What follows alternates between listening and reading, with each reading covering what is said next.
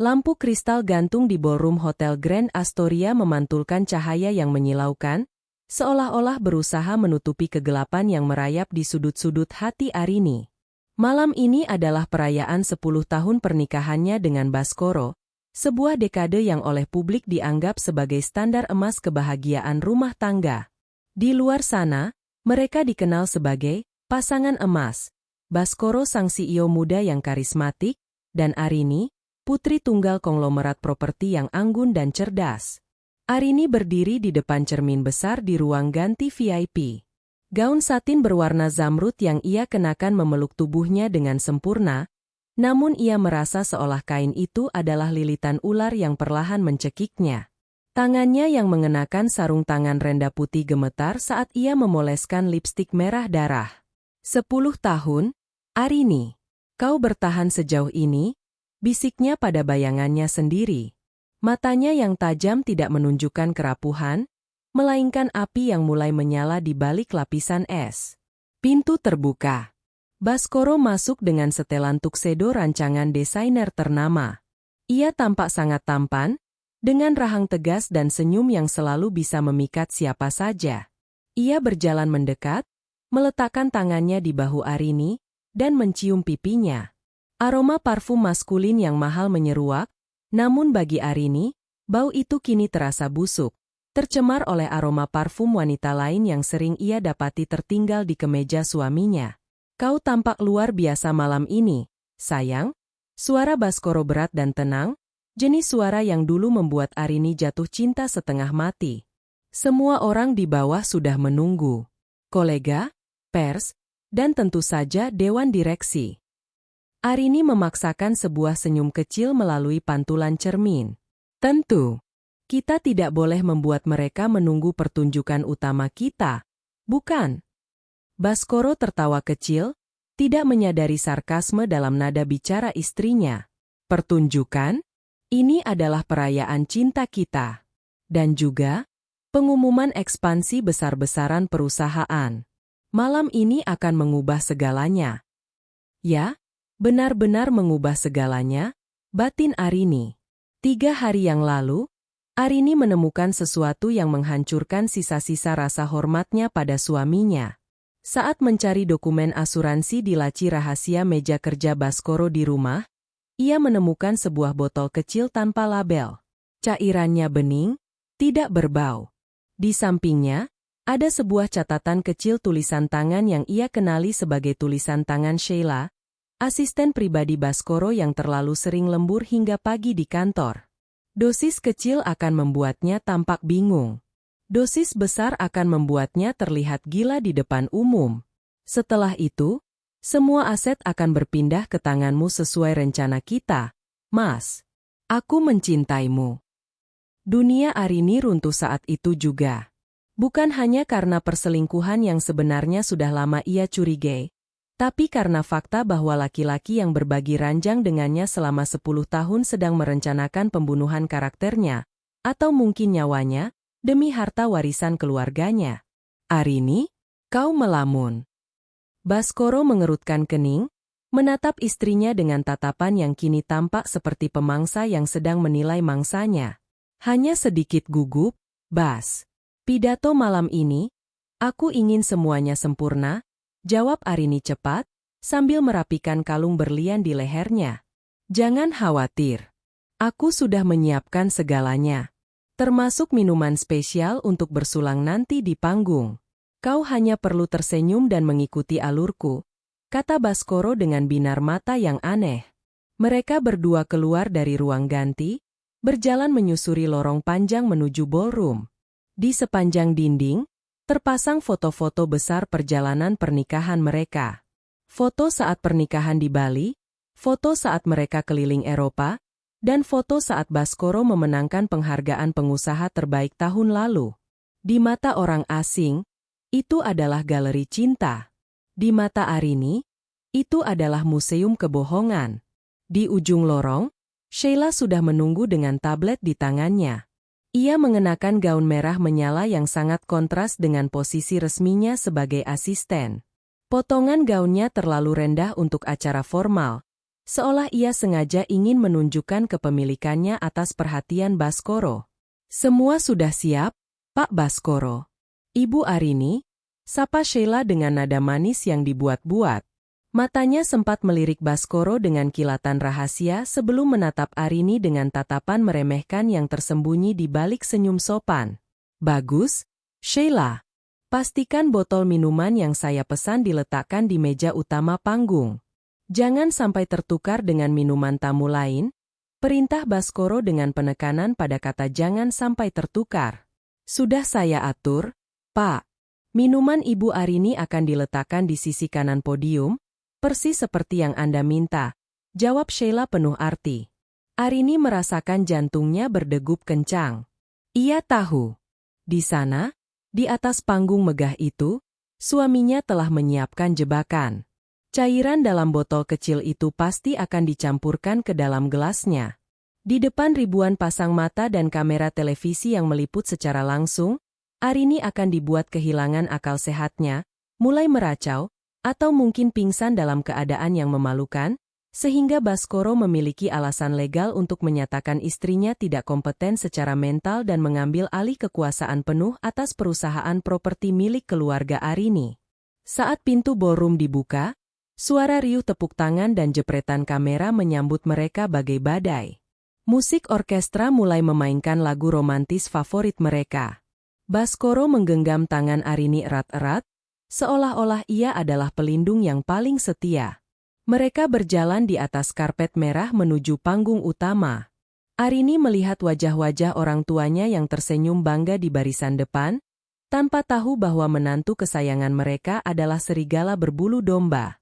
Ia juga melihat deretan wartawan yang siap mencatat setiap kata.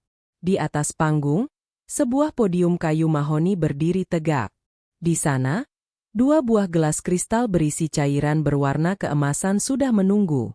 Cahaya lampu panggung membuat cairan itu tampak seperti madu yang lezat, namun di mata Arini, itu adalah racun yang mematikan. Baskoro membimbing Arini ke kursi kehormatan di atas panggung. Sheila berdiri tidak jauh dari mereka, di balik tirai panggung, mengawasi dengan senyum kemenangan yang sulit disembunyikan. Malam ini, Baskoro memulai pidatonya dengan suara yang menggema kuat di seluruh ruangan. Adalah tentang dedikasi. Dedikasi saya kepada perusahaan, dan yang terpenting, dedikasi saya kepada wanita yang telah berdiri di samping saya selama 10 tahun ini. Arini merasakan mual yang luar biasa. Ia menatap gelas di sisi kanan podium. Gelas yang seharusnya menjadi miliknya. Ia kemudian melirik Sheila yang tampak begitu bersemangat, seolah ia sedang menunggu sebuah pertunjukan komedi dimulai. Dalam hati, Arini berbisik, "Kau ingin aku menjadi tontonan, Baskoro? Kau ingin menghancurkanku di panggung ini? Mari kita lihat siapa yang akan menanggung aib ini selamanya." Acara pembukaan berlanjut dengan pemutaran video dokumenter perjalanan mereka. Saat lampu ballroom diredupkan untuk fokus pada layar besar, Arini tahu inilah satu-satunya kesempatan yang ia miliki. Dengan gerakan yang sangat halus, terlatih oleh tahun-tahun dalam pergaulan kelas atas yang penuh kepalsuan, Arini berdiri sejenak seolah merapikan gaunnya. Tangannya bergerak secepat kilat di bawah bayangan kegelapan panggung. Ia tidak hanya menukar gelasnya dengan gelas Baskoro. Ia melakukan sesuatu yang lebih berisiko. Ia tahu Sheila adalah orang yang haus akan pengakuan. Ia tahu Sheila diam-diam sering meminum sisa minuman Baskoro sebagai bentuk kedekatan yang sakit. Dan malam ini, Arini akan memastikan bahwa kehausan Sheila akan menjadi pintu gerbang kehancuran mereka semua. Dan sekarang, suara Baskoro kembali terdengar saat video berakhir dan lampu kembali terang. Mari kita bersulang untuk masa depan yang lebih cerah. Baskoro meraih gelasnya, yang kini adalah gelas aman, dan ia dengan lembut menyodorkan gelas di sisi kanan podium kepada Arini. "Minumlah, sayang. Untuk kesehatanmu," ujar Baskoro dengan mata yang berkilat kejam di balik senyumannya. Arini menerima gelas itu. Ia menatap cairan di dalamnya, lalu menatap Sheila yang berdiri di pinggir panggung sambil memegang botol air mineralnya sendiri. Arini tahu, Dalam beberapa menit ke depan, pesta ini tidak akan pernah dilupakan oleh sejarah. Cahaya lampu sorot mengikuti setiap gerak-gerik Baskoro di atas panggung. Di bawah sana, para tamu undangan, menteri, pengusaha kelas kakap, hingga selebritas, mengangkat gelas mereka tinggi-tinggi. Suasana begitu hikmat, begitu sempurna, seolah-olah Tuhan sendiri sedang memberkati kemunafikan yang terjadi di atas podium tersebut. Baskoro mengangkat gelas kristalnya dengan anggun. Untuk cinta, kesetiaan, dan kejujuran, ucapnya lantang. Arini merasakan sensasi dingin menjalar di punggungnya saat mendengar kata, kejujuran, keluar dari mulut pria itu. Ia mengangkat gelas yang diberikan Baskoro, gelas yang seharusnya berisi cairan penghancur saraf. Namun, Arini tidak meminumnya. Ia hanya menempelkan bibirnya ke pinggiran gelas, berpura-pura menyesapnya, lalu meletakkannya kembali di atas meja kecil di samping kursi kehormatan dengan gerakan yang sangat hati-hati. Baskoro, yang baru saja meneguk minumannya sendiri, yang dia pikir adalah minuman aman, melirik Arini dengan sudut matanya. Ada kilatan kepuasan di sana. Dia mengira Arini sudah menelan senjata yang dia siapkan. Sementara itu, di balik tirai panggung, Sheila berdiri dengan kegelisahan yang menyaru sebagai kegembiraan. Dia merasa sangat haus. Ketegangan merencanakan pengkhianatan ini selama berbulan-bulan telah membuat tenggorokannya kering kerontang. Dia melihat sebuah botol air mineral di tangannya sudah kosong. Matanya kemudian tertuju pada sebuah nampan perak di atas meja konsol di backstage yang berisi beberapa gelas cadangan yang disiapkan untuk para pengisi acara. Tanpa diketahui Sheila, saat lampu redup tadi, Arini tidak hanya menukar gelas di podium. Arini telah menyuap salah satu pelayan junior yang ia tahu sedang membutuhkan biaya pengobatan ibunya. Arini meminta pelayan itu untuk menaruh sisa cairan bening dari botol yang dia curi dari laci Baskoro ke dalam gelas-gelas cadangan di belakang panggung, tepat di tempat Sheila biasanya menunggu. Sheila meraih salah satu gelas kristal berisi cairan keemasan itu. Dia berpikir itu hanyalah sampanye mahal sisa dekorasi. Dengan sekali tenggak, dia menghabiskan setengahnya. Rasanya sedikit pahit. Gumamnya, mengerutkan kening. Namun, rasa haus dan adrenalin membuatnya tidak peduli. Kembali ke panggung, Baskoro masih memberikan sambutan panjang lebar mengenai sejarah perusahaan. Arini memperhatikannya dengan seksama. Dia mulai menyadari sesuatu yang aneh. Baskoro mulai berkeringat berlebihan. Napasnya terdengar sedikit berat di mikrofon. Tunggu, pikir Arini. Aku menukar gelasnya dengan gelas miliknya. Harusnya dia meminum air biasa yang aku siapkan sebagai pengganti. Kenapa dia tampak mulai gelisah? Arini tersenyum tipis. Dia teringat satu detail. Baskoro adalah pria yang sangat paranoid. Dia kemungkinan besar telah menyiapkan cadangan di kedua gelas tersebut karena takut Arini akan menukar posisi duduk. Baskoro berpikir bahwa dia kebal terhadap dosis kecil. Atau mungkin dia sendiri sudah salah menghitung dosis di gelasnya sendiri karena terlalu gugup. Namun, kejutan sebenarnya ada di belakang panggung. Sheila mulai merasakan kepalanya berputar. Jantungnya berdegup kencang, bukan karena cinta, melainkan karena reaksi kimia yang mulai menyerang sistem saraf pusatnya. Zat yang disiapkan Baskoro sebenarnya adalah psikotropika golongan keras yang dikombinasikan dengan serum kebenaran, truth serum, ilegal yang ia dapatkan dari pasar gelap. Tujuannya adalah membuat orang yang meminumnya kehilangan filter sosial, mengatakan apapun yang ada di pikiran bawah sadarnya tanpa bisa dicegah. Mas Baskoro, gumam Sheila. Dia mulai merasa sangat panas. Dia melepas syal sutranya dan mulai tertawa kecil tanpa alasan. Di panggung, Baskoro mulai berbicara meracau. Perusahaan ini adalah milikku. Arini hanyalah pemanis. Ayah mertuaku, si tua bangka itu, dia pikir dia bisa mengontrolku dengan sahamnya. Hadirin mulai berbisik-bisik.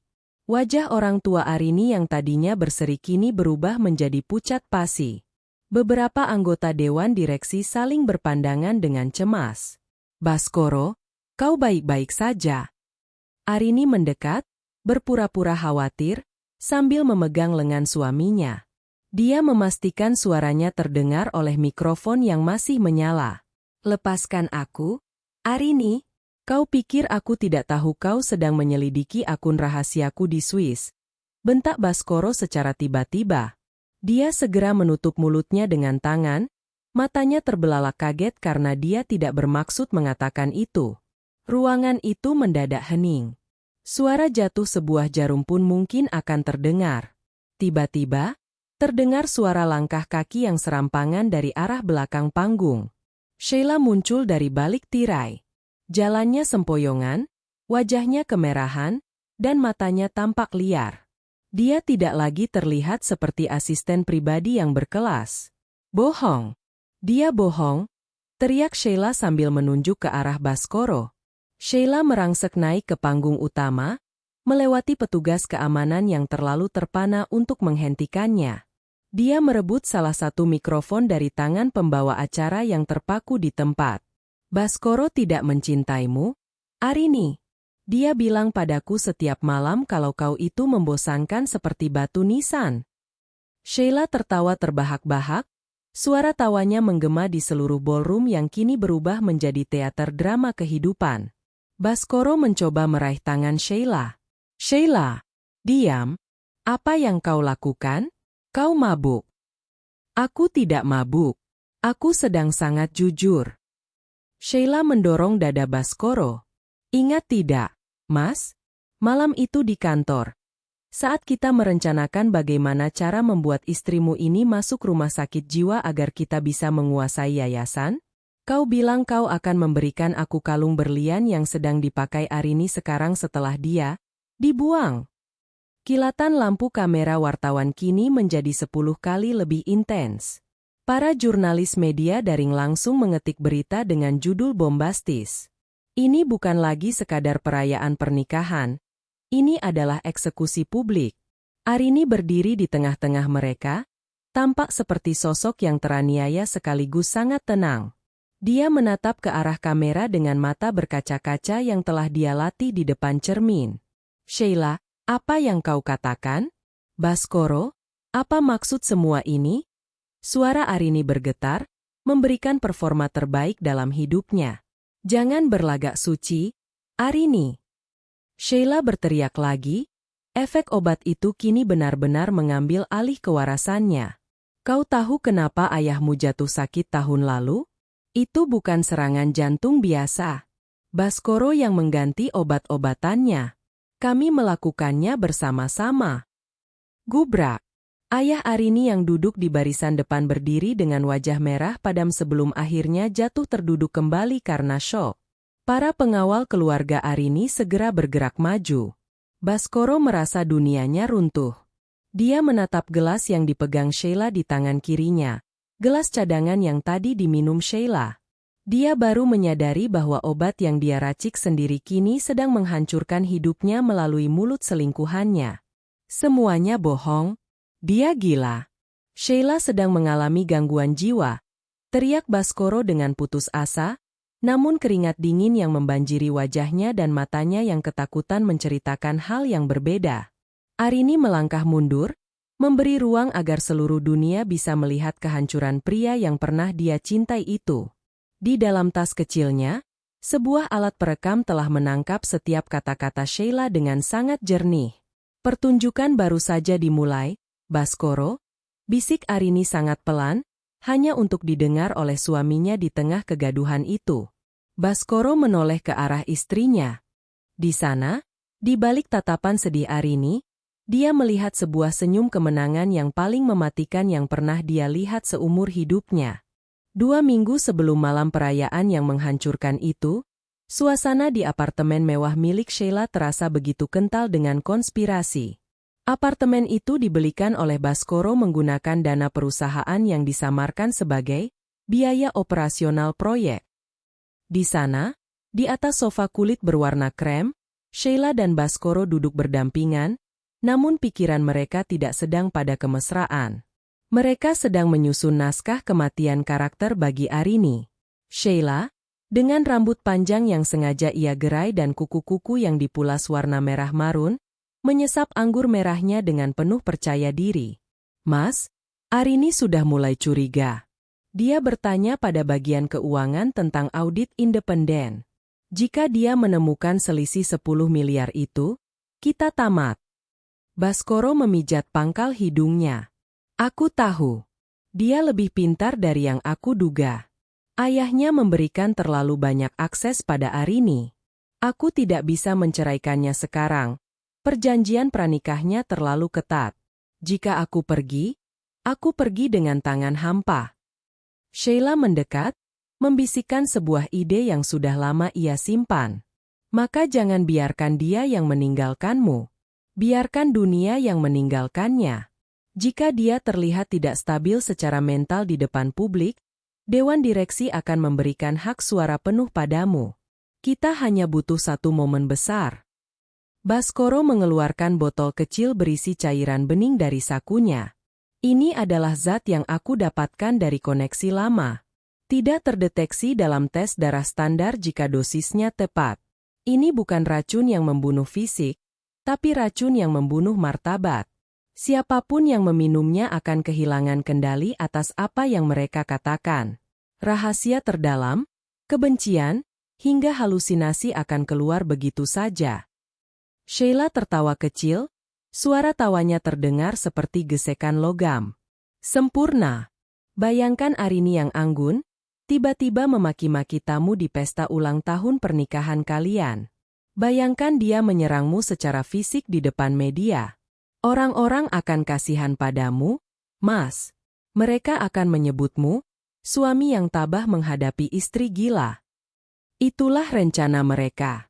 Sebuah rencana yang lahir dari ketamakan dan pengkhianatan.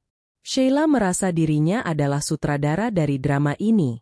Dia merasa jauh lebih unggul daripada Arini, yang dia anggap sebagai wanita bangsawan kuno yang hanya menang karena nasib baik lahir di keluarga kaya. Namun, yang tidak mereka ketahui adalah bahwa Arini tidaklah senaif yang mereka bayangkan. Selama berbulan-bulan, Arini telah menanam mikrofon kecil di dalam kancing baju kerja Baskoro yang sering ia cuci. Arini juga telah menyadap komputer di ruangan Sheila menggunakan perangkat lunak yang diberikan oleh seorang teman lama di intelijen swasta. Arini mendengarkan setiap detail rencana mereka, setiap kata mesra yang mereka tukar, dan setiap tawa yang mereka bagi saat menghina dirinya. 3 hari sebelum acara, Arini bahkan sempat melihat Sheila di kantor, berjalan dengan angkuh melewati meja sekretaris. Sheila sempat menatap Arini dan berkata, "Ibu Arini, semoga malam perayaan nanti berkesan ya. Saya sudah memastikan semuanya menjadi malam yang tak terlupakan." Arini hanya tersenyum tenang, memegang cangkir tehnya. "Terima kasih, Sheila. Aku juga yakin malam itu akan menjadi akhir dari banyak hal." Sheila menganggap itu sebagai tanda kekalahan Arini. Si rubah itu terlalu percaya diri dengan kelincahannya, hingga dia tidak sadar bahwa dia sedang berjalan masuk ke dalam kandang singa yang sudah dipasang jebakan di setiap sudutnya. Pada hari H, Sheila merasa dirinya adalah ratu yang belum dinobatkan. Dia menghabiskan waktu 5 jam untuk berdandan, memastikan dia terlihat lebih segar dan lebih menarik daripada sang istri sah. Dia membayangkan bagaimana setelah malam ini, Baskoro akan membawanya ke depan publik sebagai pendamping yang stabil saat Arini dikirim ke sanatorium di luar negeri. Di backstage ballroom Hotel Grand Astoria, Sheila sempat berpapasan dengan Arini. Saat itu, Arini sedang memberikan instruksi pada pelayan tentang letak gelas. "Ibu Arini, biar saya saja yang mengurus gelas-gelas di panggung. Ibu fokus saja pada penampilan," ujar Sheila dengan nada yang seolah-olah membantu, padahal dia ingin memastikan botol racun itu masuk ke gelas yang benar. "Oh, silakan, Sheila. Aku sangat menghargai efisiensimu," jawab Arini dengan nada datar.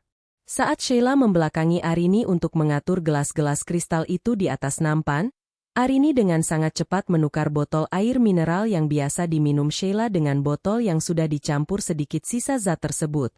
Dosis yang cukup untuk membuatnya haus dan hilang kendali, tapi belum bereaksi penuh sampai dia meminum sisa sampanye di belakang panggung nanti.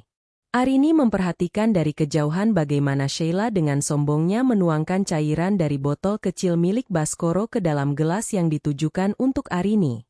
Sheila tidak menyadari bahwa Arini telah meminta pelayan untuk menandai gelas itu dengan goresan kecil di bagian bawah kaki gelas yang hanya bisa dilihat jika diperhatikan dengan teliti. Bodoh, bisik Arini dalam hati saat melihat Sheila menjilati jarinya yang terkena sedikit tumpahan cairan itu. Kau begitu ingin menjadi aku, Sheila? Maka rasakanlah kehancuran yang sudah kau siapkan untukku. Ketegangan di balik panggung semakin meningkat. Baskoro masuk dan memberikan kode, jempol, pada Sheila. Mereka berdua merasa kemenangan sudah di depan mata. Bagi mereka, Arini adalah bidak catur yang tinggal menunggu waktu untuk ditendang keluar dari papan permainan. Namun, di dalam kepala Arini, dia sedang menghitung mundur. Dia bukan lagi korban yang menunggu diselamatkan. Dia adalah algojo yang sedang menyiapkan tali gantungan untuk suaminya dan selingkuhannya sendiri. Siapkan kameranya, Sheila, ucap Arini saat mereka akan naik ke panggung. Pastikan semua orang melihat dengan jelas apa yang akan terjadi malam ini. Sheila tersenyum lebar, tidak menyadari bahwa instruksi itu adalah perintah untuk mendokumentasikan kehancurannya sendiri. Tentu, Bu Arini. Saya pastikan tidak ada satu detik pun yang terlewatkan. Suasana di belakang panggung, atau yang biasa disebut backstage area, adalah sebuah labirin kegelapan yang kontras dengan gemerlap lampu di panggung utama. Di sini, kabel-kabel hitam melintang seperti urat nadi raksasa, dan para kru berlarian dengan headset terpasang, memastikan setiap detik acara berjalan sesuai jadwal. Baskoro baru saja menyelesaikan segmen pertama pidatonya dan turun sejenak untuk membasuh wajahnya yang mulai berkeringat. Sheila segera menyambutnya dengan handuk kecil. Mas, gelasnya sudah siap di podium sebelah kanan. Aku sendiri yang menuangkan isinya. Arini tidak curiga sama sekali, bisik Sheila cepat. Baskoro mengangguk, napasnya sedikit memburu. Bagus. Aku merasa sedikit tidak enak badan, mungkin karena gugup. Pastikan setelah dia meminumnya, kau berdiri di dekat operator lampu. Begitu dia mulai meracau, matikan lampu utama dan nyalakan lampu sorot hanya padanya. Biar semua kamera fokus pada kegilaannya. Siap, Mas, jawab Sheila dengan senyum licik. Namun, di tengah rencana matang itu, terjadilah sebuah kekacauan kecil yang tidak diperhitungkan. Seorang pelayan muda yang membawa nampan berisi hidangan pembuka tersandung kabel sound system. Gubrak. Piring-piring porselen pecah berantakan tepat di depan meja konsol tempat gelas-gelas penting itu diletakkan. Hei, hati-hati.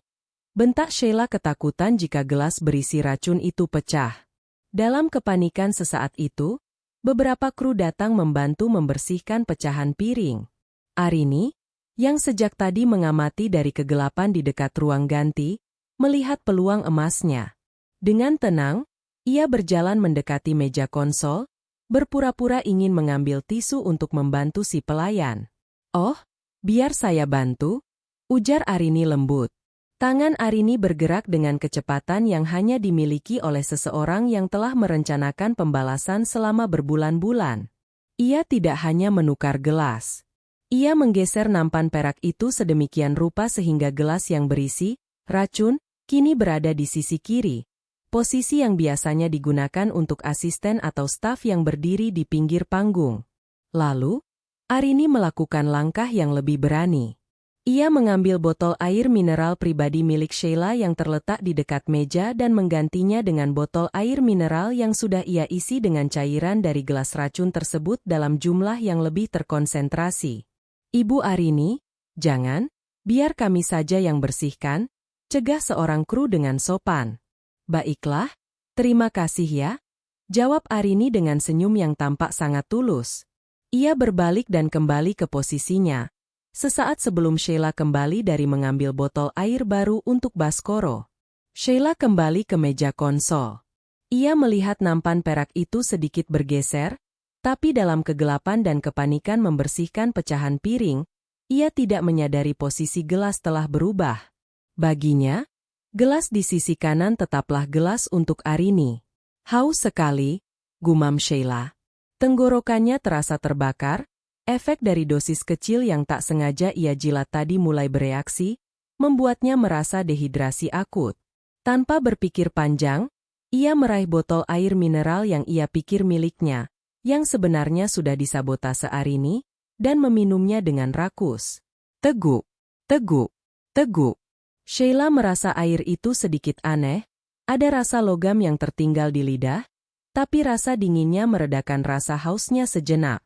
Ia tidak menyadari bahwa ia baru saja memasukkan bom waktu ke dalam tubuhnya sendiri. Sheila, cepat bawa gelas-gelas itu ke panggung. Segmen kedua akan dimulai. Perintah Baskoro dari kejauhan. Sheila dengan sigap mengangkat nampan perak itu.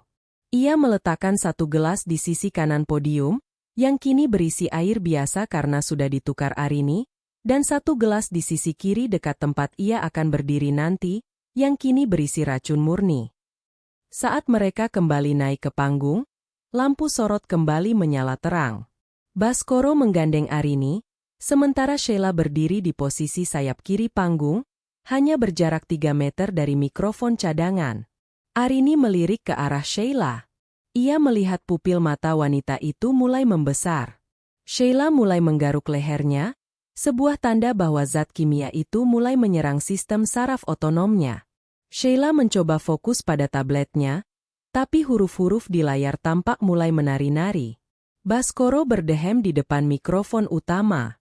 Hadirin sekalian, sebelum kita melanjutkan ke acara inti, istri saya, Arini, ingin menyampaikan beberapa patah kata. Baskoro menyodorkan gelas di sisi kanan kepada Arini. Ia menatap istrinya dengan tatapan yang seolah berkata, "Selamat tinggal pada kewarasanmu, Arini." Arini menerima gelas itu dengan tangan yang sangat stabil. Ia menatap kerumunan tamu, lalu menatap gelasnya. Ia tahu gelas ini aman.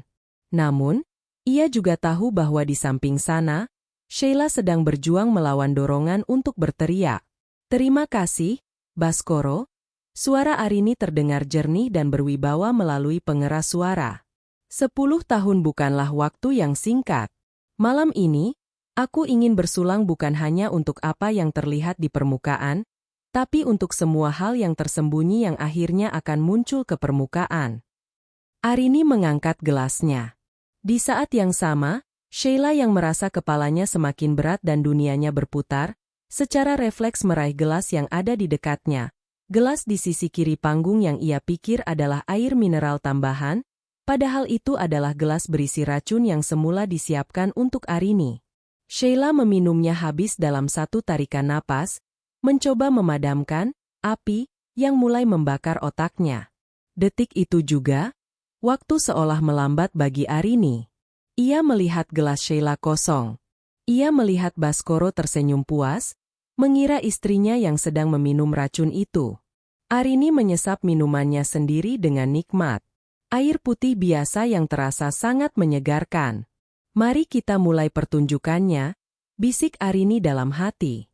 Baru saja Arini meletakkan gelasnya, sebuah suara tawa pecah dari arah sayap panggung. Itu bukan tawa yang sopan.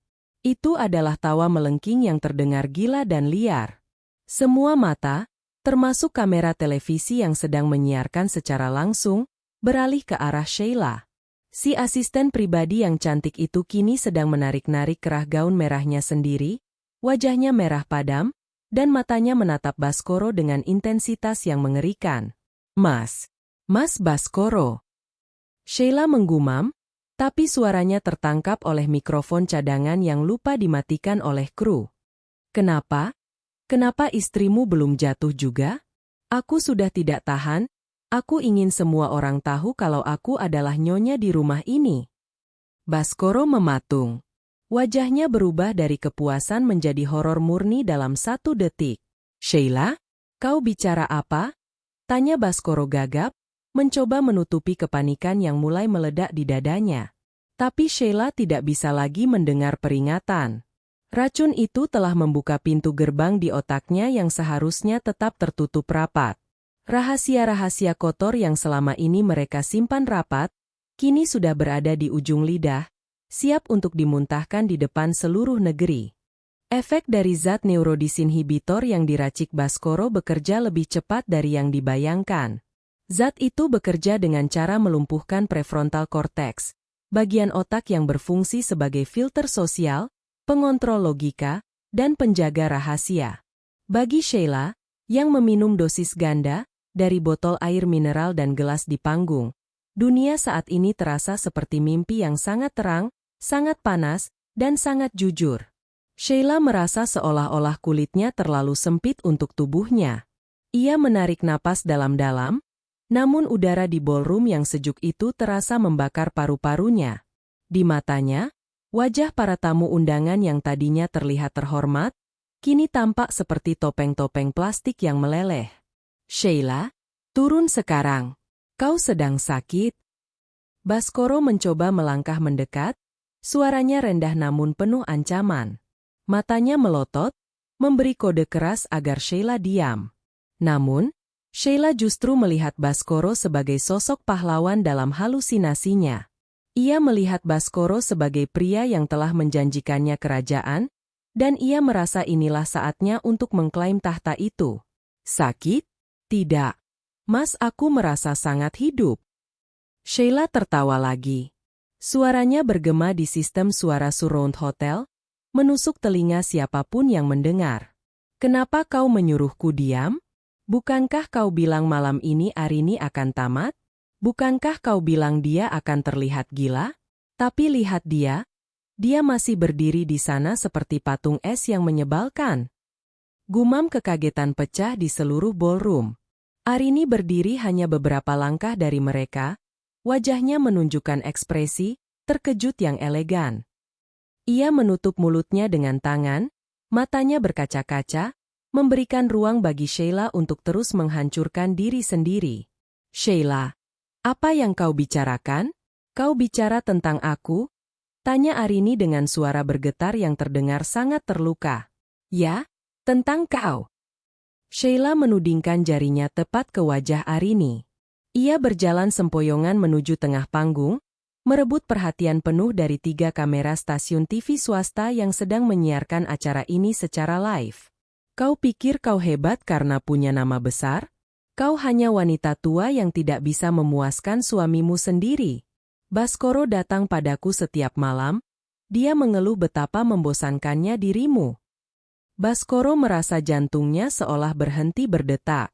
Ia melihat mertuanya, sang pemilik imperium bisnis, berdiri dari kursi barisan depan dengan wajah yang kini bukan lagi merah, melainkan pucat pasi karena amarah yang memuncak. Sheila, cukup. Baskoro mencoba menarik lengan Sheila, tapi Sheila justru menepisnya dengan kasar hingga Baskoro nyaris terjatuh. Kenapa kau takut, Mas? Bukankah kita sudah menghitung semuanya? Sheila mulai meracau lebih dalam. Efek serum kebenaran itu membuatnya merasa bahwa berbohong adalah beban yang sangat berat. Kau bilang padaku, Sheila, bantu aku memindahkan dana yayasan ke rekening cangkang di Panama. Setelah itu kita racuni pikiran Arini, lalu kita menikah. Aku sudah melakukan bagianku. Aku sudah memasukkan obat itu ke gelasnya.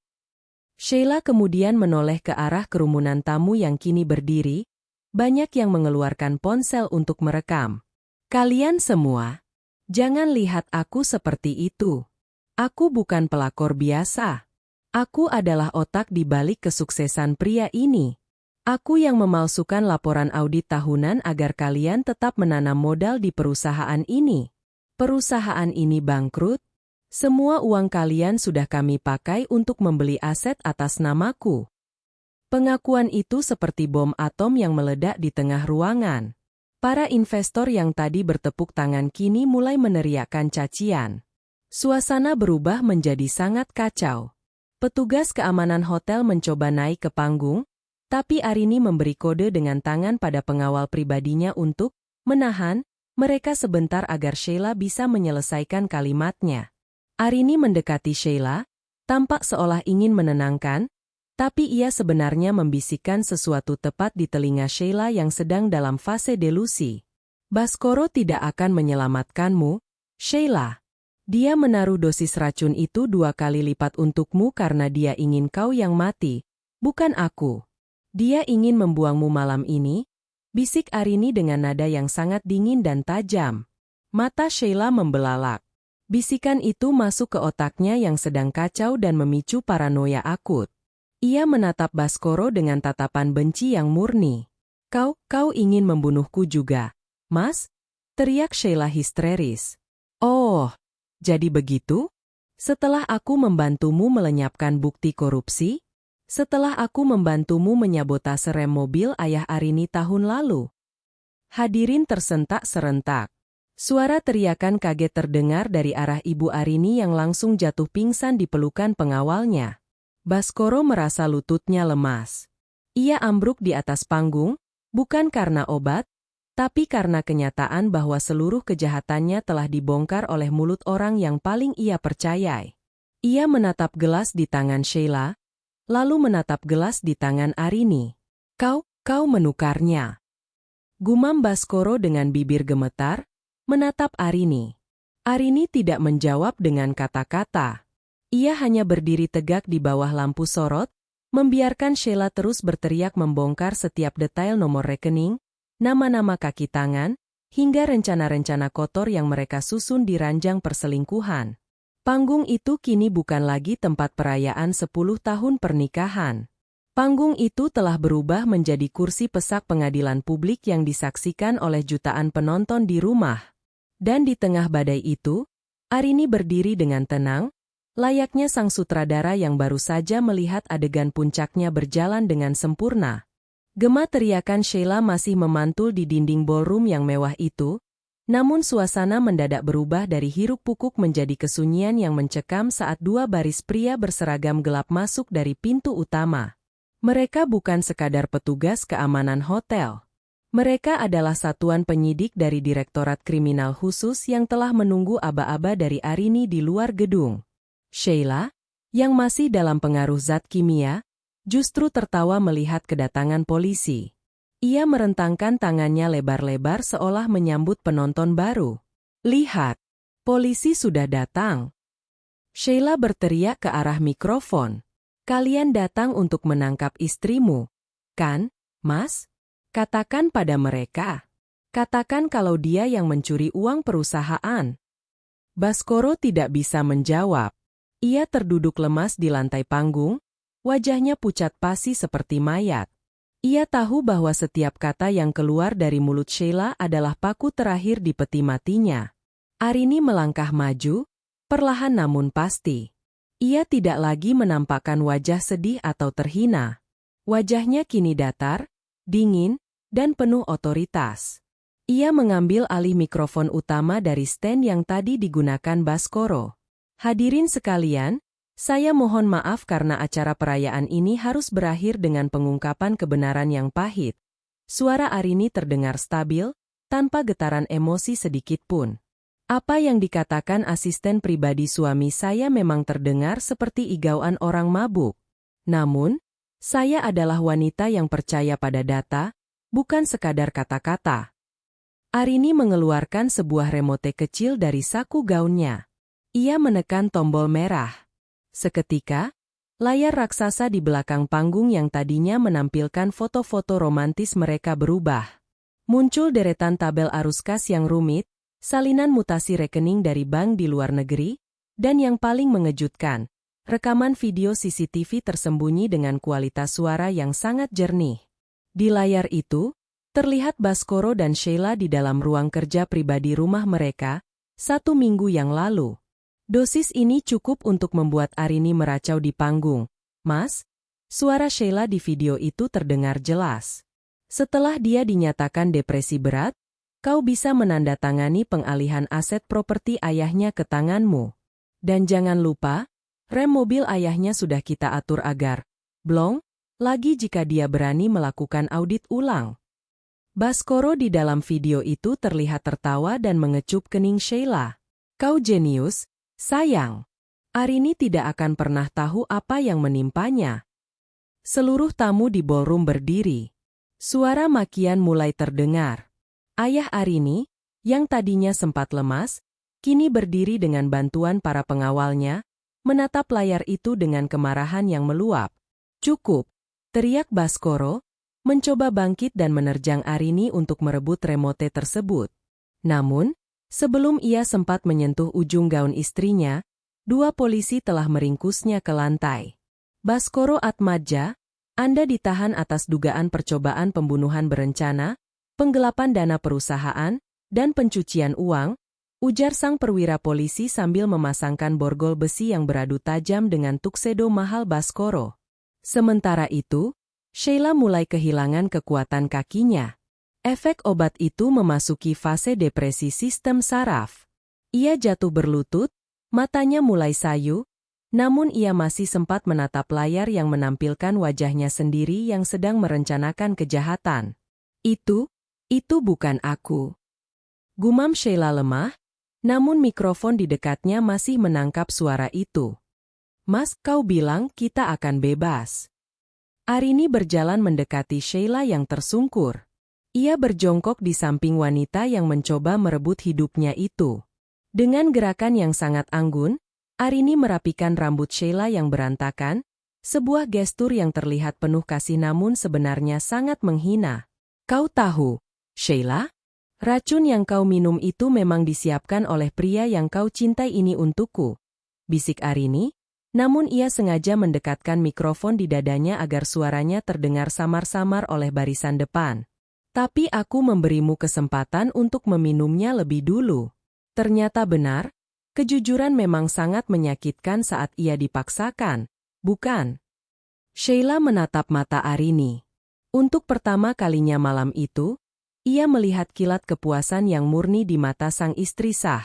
Ia menyadari bahwa selama ini mereka bukan sedang menjebak Arini. Merekalah yang sedang menari di telapak tangan Arini. Bawa mereka, perintah sang perwira. Baskoro diseret keluar panggung di bawah sorotan lampu kamera wartawan yang tak henti-hentinya mengambil gambar.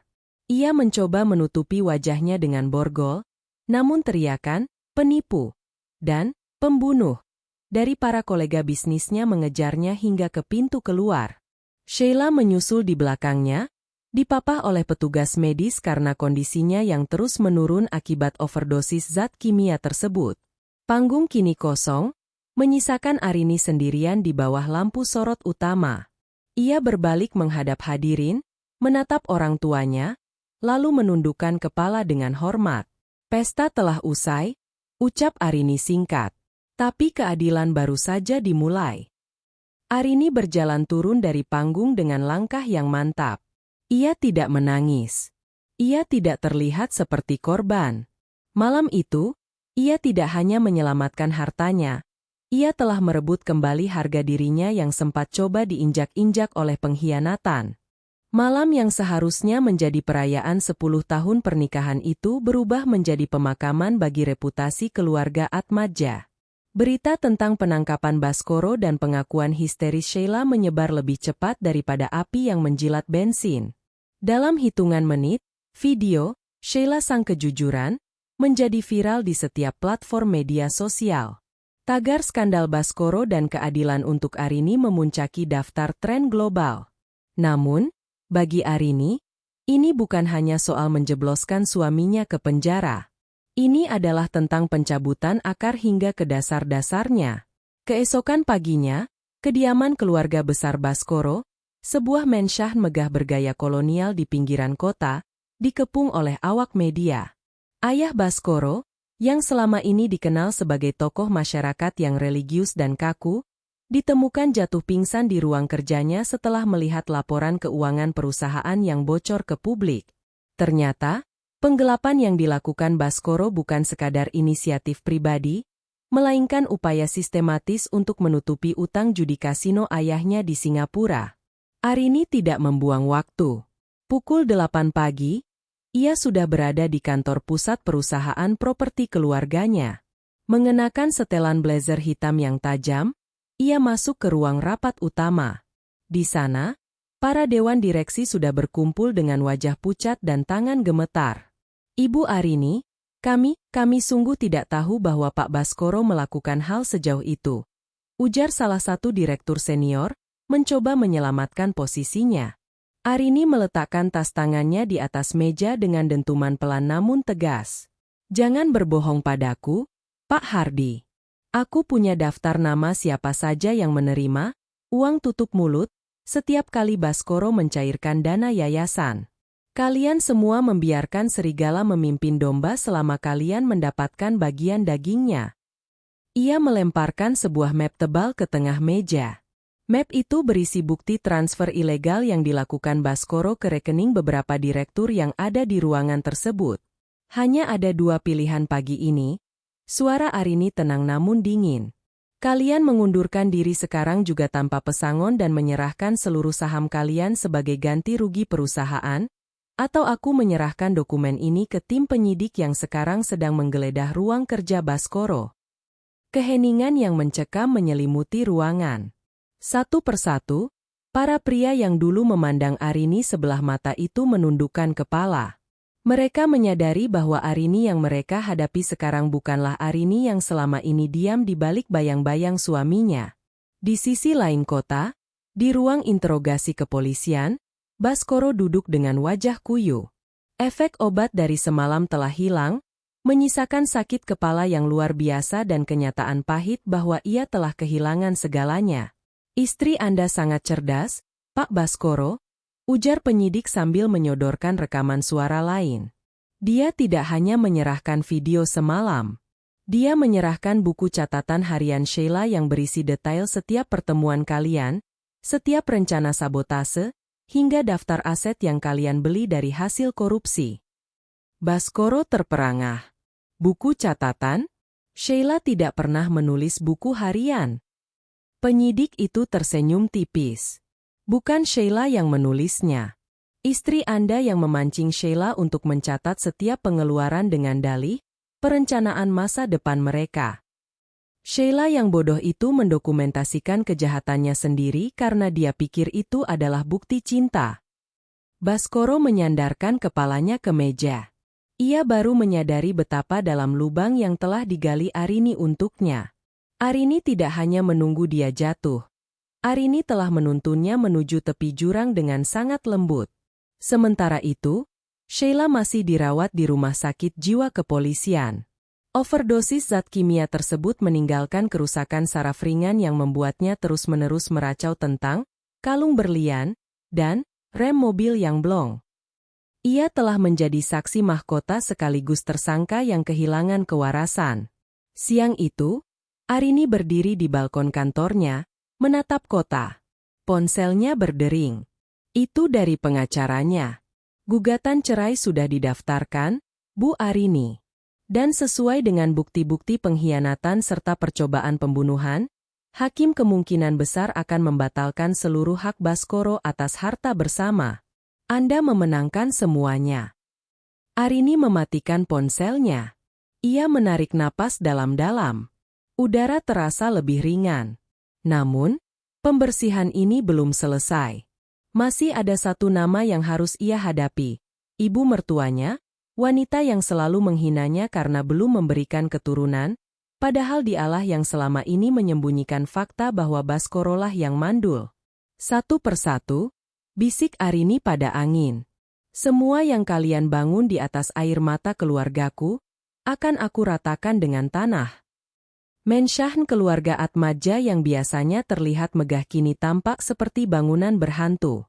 Garis polisi masih terpasang di beberapa area, dan para pelayan sibuk mengepak barang-barang mereka karena gaji yang tak lagi terjamin. Di tengah kekacauan itu, Nyonya Widya Atmaja, ibu kandung Baskoro, duduk di ruang tamu dengan postur kaku, memegang tas tangan bermereknya seolah itu adalah satu-satunya harga diri yang tersisa. Pintu depan terbuka tanpa ketukan. Arini melangkah masuk dengan langkah yang menggema di lantai marmer. Tidak ada lagi senyum sopan atau sapaan hangat yang biasa ia berikan pada ibu mertuanya itu. Berani sekali kau menginjakan kaki di sini setelah menghancurkan putraku, pekik Nyonya Widya. Suaranya melengking karena amarah dan keputusasaan. Kau wanita ular. Kau mempermalukan suamimu di depan dunia. Di mana letak baktimu sebagai istri? Arini berhenti tepat di depan Nyonya Widya. Ia menatap wanita tua itu dengan tatapan datar yang menghujam. Bakti? Bakti macam apa yang pantas diberikan pada suami yang mencoba meracuni istrinya dan membunuh ayah mertuanya sendiri?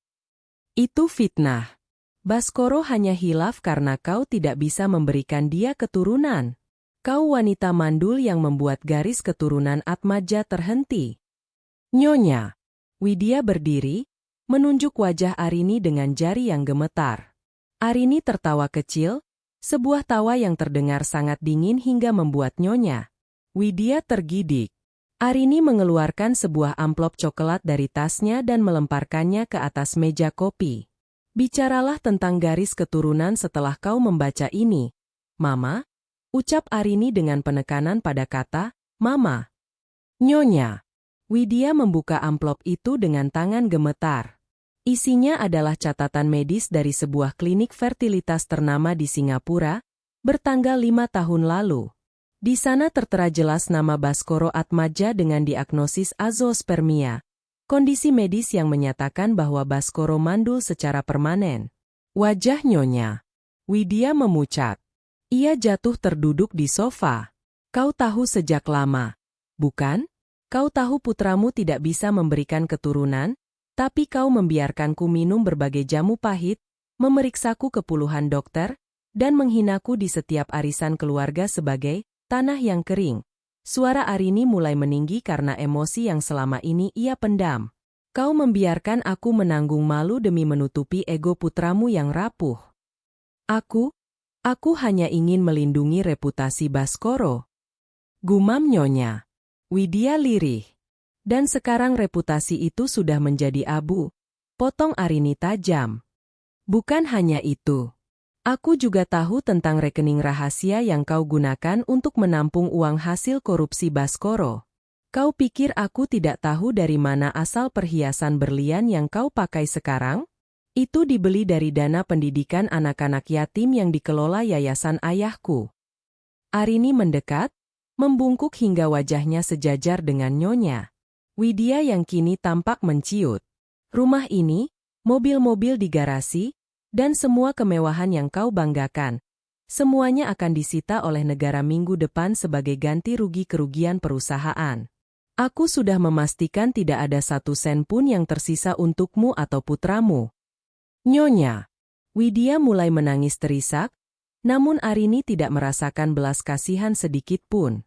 Baginya, wanita di depannya ini adalah kaki tangan yang memelihara monster bernama Baskoro. Satu lagi, tambah Arini sambil berbalik menuju pintu. Sheila sedang berada di bangsal kejiwaan. Dia terus-menerus menyebut namamu. Dia bilang, kaulah yang memberikan ide untuk menggunakan racun itu agar masalah Arini cepat selesai tanpa perlu proses cerai yang panjang. Polisi akan datang menemuimu sore ini untuk meminta keterangan. Nyonya Widya ternganga, napasnya tersengal. Tidak, aku tidak pernah. Ceritakan itu pada hakim, ujar Arini tanpa menoleh lagi. Arini keluar dari mensyahen itu tepat saat sebuah mobil polisi masuk ke halaman. Ia melihat dari kaca spion saat petugas keluar dan mengetuk pintu rumah itu. Topeng keluarga terhormat yang selama ini dipelihara dengan kebohongan kini telah hancur berkeping-keping. Saat mobilnya melaju meninggalkan kompleks perumahan mewah itu, Arini merasakan sebuah beban berat yang selama 10 tahun ini menghimpit pundaknya tiba-tiba menghilang. Ia melihat ke arah langit yang mulai mendung, namun di hatinya, badai telah berlalu. Ia mengambil tabletnya, melihat harga saham perusahaan keluarganya yang mulai stabil setelah pengumuman restrukturisasi darurat yang ia pimpin. Ia bukan lagi sekadar istri Baskoro. Ia adalah Arini, sang penyelamat yang akan membangun kembali kejayaan keluarganya dari reruntuhan yang ditinggalkan para pengkhianat. Ruang sidang pengadilan negeri dipadati oleh manusia hingga ke ambang pintu. Media massa menyebutnya sebagai persidangan abad ini. Di kursi pesak, Baskoro Atmaja tampak bukan lagi seperti singa bisnis yang angkuh. Rambutnya yang biasanya tertata rapi kini kusam, wajahnya tirus, dan ia mengenakan rompi tahanan oranye yang mencolok, sebuah warna yang menghina selera mewahnya selama ini. Di sebelahnya, Sheila duduk dengan kursi roda. Kondisi mentalnya telah dinyatakan cukup stabil untuk mengikuti persidangan, meskipun matanya seringkali kosong dan tangannya terus gemetar. Ia bukan lagi sang asisten cantik yang menggoda. Ia hanyalah seorang terdakwa yang ketakutan. Saudara terdakwa Baskoro, suara hakim ketua menggema, apakah benar Anda yang memerintahkan Sheila untuk mencampurkan zat psikotropika ke dalam minuman istri Anda pada malam perayaan tersebut? Baskoro melirik ke arah Arini yang duduk di barisan terdepan. Arini mengenakan pakaian serba putih, tampak tenang dan bercahaya, kontras dengan kegelapan yang menyelimuti suaminya. Saya melakukannya di bawah tekanan. Yang mulia, Baskoro mencoba berbohong untuk terakhir kalinya. Sheila yang menghasut saya. Dia mengancam akan membongkar rahasia perusahaan jika saya tidak membantunya menyingkirkan Arini. Bohong. Sheila tiba-tiba berteriak dari kursi rodanya. Suaranya serak namun penuh kebencian. Kau yang menjanjikanku pernikahan. Kau yang bilang istrimu itu sampah. Kau yang memberikan botol itu padaku. Hakim mengetuk palu berkali-kali. Harap tenang. Saudari Sheila, giliran Anda akan tiba. Jaksa penuntut umum kemudian berdiri, membawa sebuah kaset rekaman dan beberapa lembar dokumen audit. Yang mulia, kami memiliki bukti baru. Bukan hanya soal racun, tapi soal rencana sabotase kecelakaan mobil yang dialami oleh ayah dari saksi korban, Bapak Surya Atmaja. Kami menemukan jejak transfer dari rekening pribadi Baskoro kepada seorang mekanik gelap hanya 2 hari sebelum kecelakaan itu terjadi. Mendengar itu, Baskoro lemas. Ia tidak menyangka Arini bisa menemukan jejak yang ia pikir sudah dihapus oleh kaki tangannya. Arini kemudian dipanggil ke kursi saksi. Ia berjalan dengan anggun, mengambil sumpah, dan duduk dengan punggung tegak. Ibu Arini, tanya jaksa, apa yang membuat Anda curiga sejak awal? Arini menatap Baskoro dengan tatapan yang membuat pria itu menunduk malu. Seorang istri mengenal aroma pengkhianatan, yang mulia. Tapi seorang pebisnis mengenal aroma busuk di laporan keuangan. Saat saya menemukan botol itu di laci suami saya tidak hanya melihat rencana pembunuhan saya, tapi saya melihat kehancuran seluruh nilai moral yang seharusnya ada dalam sebuah keluarga. Arini melanjutkan penjelasannya dengan sangat detail, membeberkan bagaimana ia mengawasi setiap gerak-gerik Baskoro dan Sheila tanpa mereka sadari. Ia menceritakan bagaimana ia merasa sakit hati bukan karena perselingkuhannya, tapi karena mereka tega menyakiti ayahnya yang sudah lanjut usia demi harta. Puncak persidangan terjadi saat Sheila, dalam kesaksiannya, mulai meracau kembali akibat tekanan mental. Ia mulai membongkar semua nama pejabat dan kolega yang pernah disuap oleh Baskoro. Ia menyebutkan tempat-tempat penyimpanan uang tunai ilegal di apartemen rahasia mereka. Dia punya brankas di balik lukisan di apartemen unit 12B. Teriak Sheila sambil tertawa histeris. Ada paspor palsu di sana. Dia mau kabur meninggalkanku juga. Dia mau pergi ke Brasil tanpa aku. Baskoro memejamkan mata rapat-rapat. Itu adalah rahasia terakhirnya, rencana pelariannya yang ia siapkan sebagai jalur darurat. Kini, semuanya terbongkar karena mulut wanita yang ia jadikan sekutu untuk menghancurkan istrinya. Setelah persidangan yang berlangsung selama 6 jam, hakim membacakan putusan sementara. Menimbang segala bukti dan kesaksian, pengadilan memutuskan untuk menahan aset saudara Baskoro Atmaja secara keseluruhan dan menjatuhkan vonis penjara maksimal atas pasal berlapis, percobaan pembunuhan berencana, penggelapan dalam jabatan, dan pencucian uang. Saudari Sheila dinyatakan bersalah sebagai kaki tangan dan akan menjalani rehabilitasi di bawah pengawasan ketat kepolisian sebelum menjalani masa tahanannya. Saat Baskoro digiring keluar menuju mobil tahanan, ia berpapasan dengan Arini di lorong pengadilan. Dengan sisa keberaniannya, ia berbisik, "Kenapa kau tidak menceraikanku saja secara baik-baik, Arini? Kenapa harus menghancurkanku seperti ini?" Arini berhenti, menatapnya dengan senyum tipis yang mematikan. "Karena jika aku hanya menceraikanmu, kau akan tetap menjadi parasit yang mencari korban baru. Aku tidak menghancurkanmu, Baskoro. Aku hanya membiarkan kau memanen apa yang kau tanam sendiri. Selamat menikmati sisa hidupmu di tempat yang layak untukmu." Baskoro diseret pergi oleh petugas, sementara para pencari berita mengepungnya dengan pertanyaan yang menghina. Di sudut lain, Sheila terlihat meraung-raung memanggil nama Baskoro, namun pria itu bahkan tidak menoleh lagi. Mereka yang dipersatukan oleh dosa, akhirnya dipisahkan oleh pengkhianatan yang sama.